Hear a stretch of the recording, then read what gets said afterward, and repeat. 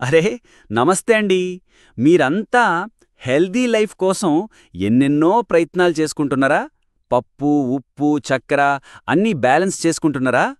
అయితే ఈరోజు నేను చెప్పబోయే విషయం మీ మైండ్ బ్లాక్ చేసి పారేస్తది. రెడీనా? మనం రోజూ వాడే చక్కెర తెలుసు కదా, తెల్లగా మెరుస్తది, తియ్యగా ఉంటది. దాని బదులు బెల్లం వాడితే హెల్దీ అని ఎంతోమంది బెల్లం డబ్బాలు డబ్బాలు కొనుక్కుంటున్నారు.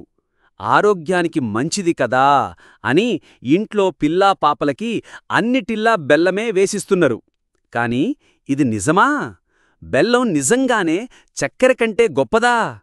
ఇప్పుడే తెలుసుకుందాం. మన అమ్మమ్మలు, తాతయ్యలు బెల్లం వాడిండ్రు, అది నిజమే. అందులో కొన్ని ఐరన్, మ్యాంగనీస్ లాంటి పోషకాలున్నాయి, చక్కెరలో లేనివి. బెల్లం తయారీ ప్రాసెస్ కూడా చక్కెర కంటే కొంచెం తక్కువ రిఫైన్డ్ ఉంటది. ఇదంతా బాగానే ఉంటది. అయితే ఇక్కడే అసలు షాకింగ్ నిజముంది.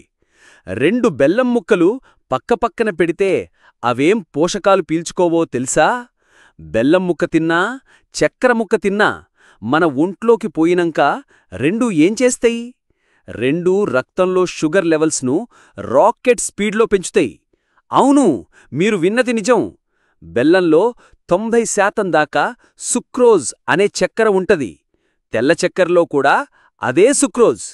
కాకపోతే బెల్లంలో ఆ కొద్దిపాటి విటమిన్లు, మినరల్స్ ఉన్నాయని ఆ షుగర్ను లెక్క చేయకుండా ఎక్కువ వేసుకుంటున్నారు. ఇది బెల్లం కదా, హెల్దీ కదా అని ఒక లడ్డూ ఎక్కువ తింటున్నారు, ఓ గ్లాసు జ్యూస్ ఎక్కువ తాగుతున్నారు. అక్కడే వస్తది అసలు ప్రమాదం. మధుమేహ వ్యాధి ఉన్నోళ్లుగాని, బరువు తగ్గాలనుకున్నోళ్లుగాని బెల్లం కదా అని ఎక్స్ట్రా తింటే వాళ్ల షుగర్ లెవెల్స్ తగ్గుతాయని అనుకుంటే అది శుద్ధ తప్పు.